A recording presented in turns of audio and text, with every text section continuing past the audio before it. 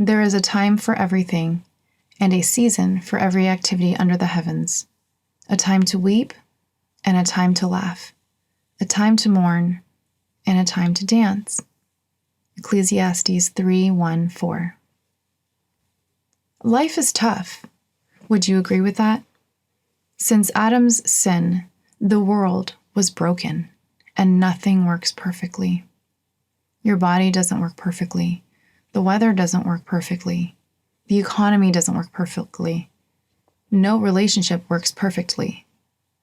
Life is full of losses.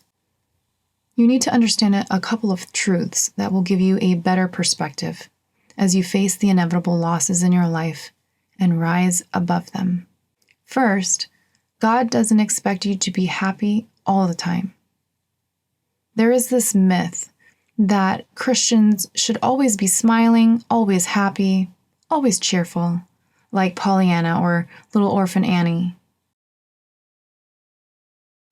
In fact, the Bible says, there is a time for everything, and a season for every activity under the heavens, a time to weep and a time to laugh, a time to mourn and a time to dance. Ecclesiastes 3:1-4. Sometimes the only appropriate logical response to life is grief. The Bible says you are to grieve over your losses, including your disappointments, your sin, the suffering in the world, and your friends who are spiritually lost.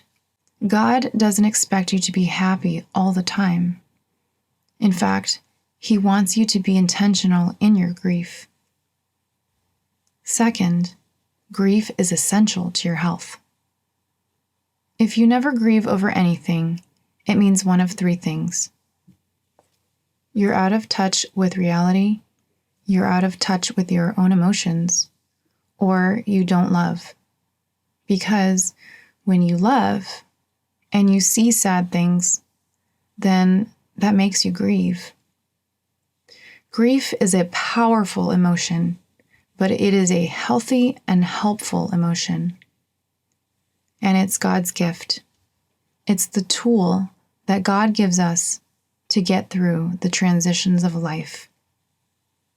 Some of you were hurt many years ago growing up. Maybe your parents divorced.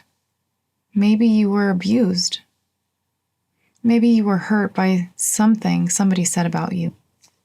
But as a child, you didn't know how to grieve in a healthy way, so you just pushed it down deep inside you. You need to go back and grieve over it. Why? Because if you don't grieve, you get stuck emotionally, and you spend the rest of your life reacting to something that happened a long time ago and taking it out on people around you now. It's unhealthy. David talked about this in Psalm 32:3. When I kept things to myself, I felt weak deep inside me. I moaned all day long. The bad things that happen to you are not your choice, but grief is a choice. You say, I don't like feeling sad. Not everything that's helpful and healthy feels good.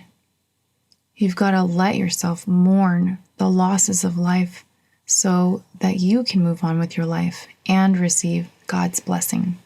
Talk it over. What loss have you failed to grieve? How has it affected you physically, emotionally, and spiritually? How do you know when it is time to finish grieving? What does it look like practically to allow others to grieve and support them in their time of loss?